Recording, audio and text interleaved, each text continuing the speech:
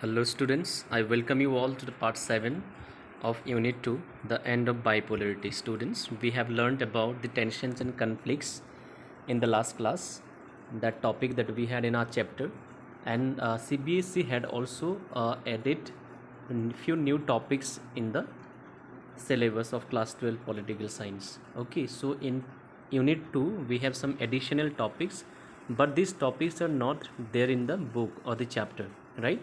So that is why we'll have to rely on some supplementary materials for this. So I have brought a topic for today in the discussion in this class about the concept of Middle East, then Afghanistan crisis we will discuss especially in this class. So without doing any delay, let us first try to understand what Middle East, and first we'll see the map of Middle East. Okay, so in the right side of in the left side you can see the world map here. It is not covered all the continents, but still Africa and Asia and some portion of Europe is covered here. So you can see wait so you can see here in the Arabian Sea, let me show you this one, Arabian Sea. Then here we have Mediterranean Sea. This is a vast African continent. Okay, and this side we have Asia from here. So here we have Suez Canal. I think you all know about the artificial canal. And this is Red Sea. Here we have the Red Sea, and after Red Sea, the Red Sea and Mediterranean Sea is connected by a canal called Suez Canal, and this is dividing the Africa and Asia. Okay, Suez Canal is dividing Asia and Africa into two. Now our main concern is here now about the West Asia or Middle East. So which countries of the world are called Middle East now? See, I think you can see this part from Turkey to Arabian Peninsula, then this one. Okay, so here Iran, Iraq, Syria, Saudi Arabia, Yemen. Here few countries names are not clear. Yemen, Oman, Bahrain, Kuwait. Okay, then Egypt in the African side. So these countries are basically, if you see from the Asia map, then you will find in the westernmost side of this Asian map. Okay, so that is why they are called West Asian countries. Sorry. Now since they are in the middle of east and west, so that is why they also are called Middle East. They are not in the far east, they are near to the middle, I mean, so near to the east, so that is why they are called Middle East now. Okay, now though the concept of Middle East generally we understand here in this map, the the zoom map you can see here. This is again I'd like to show you, this is Egypt, which was here in the South African part. Then Saudi Arabia we have, then here Jordan you can see, then Yemen, Oman, UAE is there here, Bahrain, Kuwait is there. Okay, then Iraq is there, Syria, Turkey, okay, and Iran.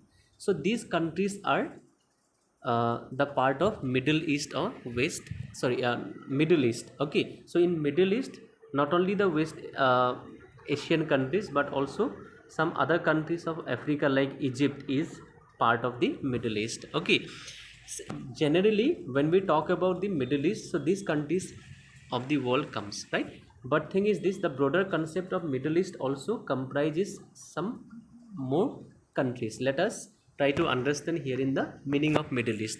So Middle East is a region which comprises the countries of West Asia and Egypt. Okay, West Asian countries I have told already here. Okay, these are the West Asian, and including Egypt of Africa comprises the Middle East.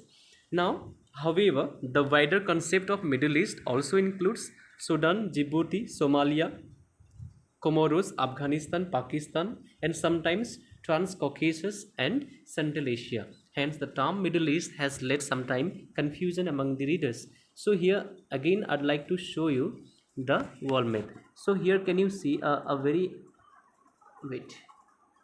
small country here? I mean, the island nation is called Comoros. Okay, so this is not, here you can see this is Madagascar, and this here it's not visible clearly, right? So now this side we have here Djibouti,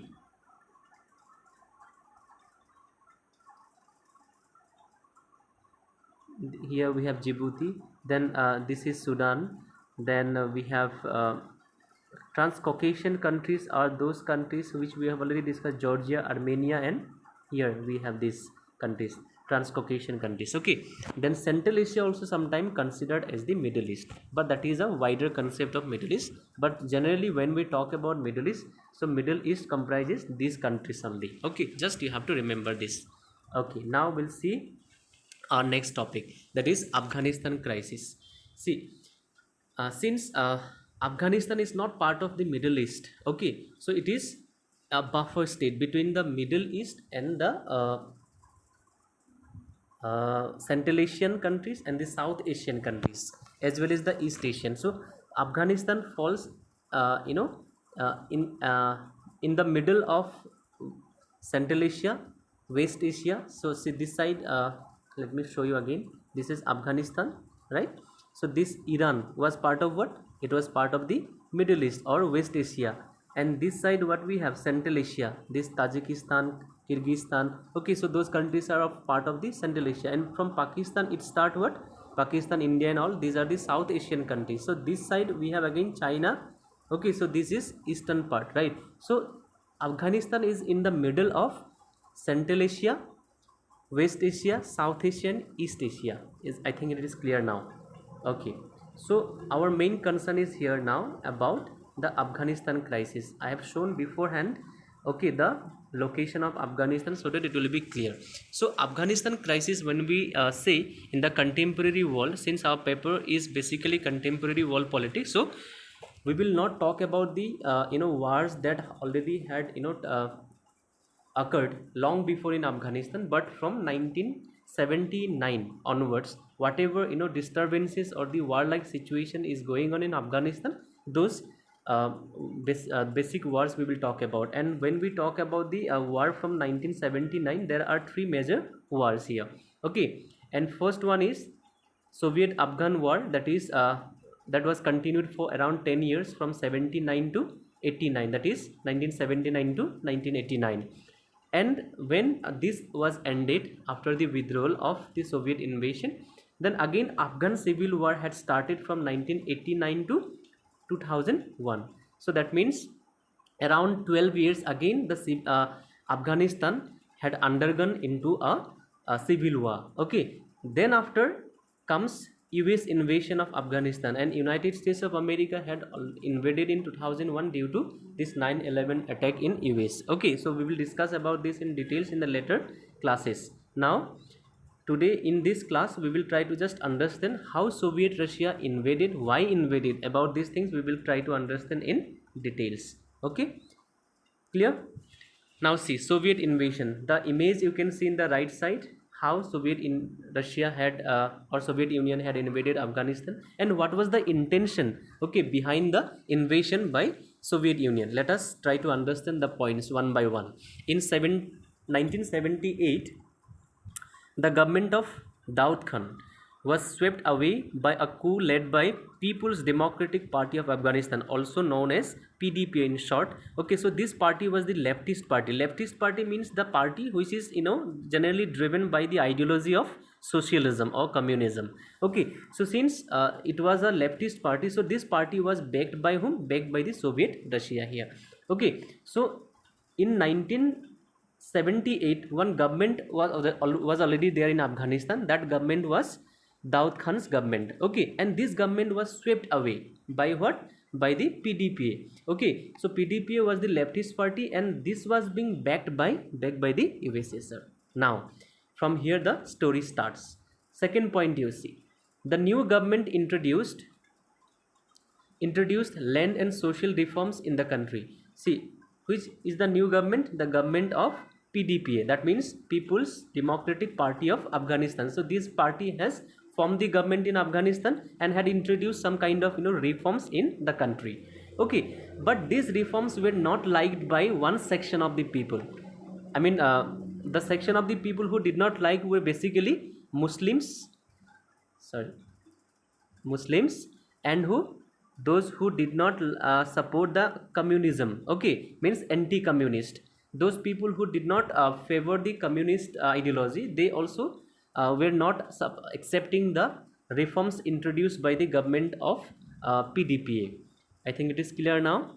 Okay, and in the third point, you see, this was resented by Muslims and communist people, and they called for jihad, in which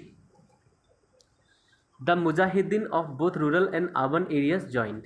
These Mujahideens were backed by United States of America. See, now why United States of America is involving here? Because this, during this time, between Soviet Union and United States of America, what was going on? Cold War was going on. So wherever Soviet Russia was interfering, the United States of America was very much concerned, right? So since the Mujahideens were, against of the Soviet Union's invasion or the PDPA, right? So now here United States of America had interfered and started, backing those Mujahideens. Clear? Now, fourth point, you see, as the government faced difficulties to prevent the Mujahideen activities, USSR had invaded Afghanistan in December 1979. See, why USSR had to, or had to invade the Afghanistan? Because the government formed by the PDPA was unable to, prevent the activities or the protest or agitation, whatever, right?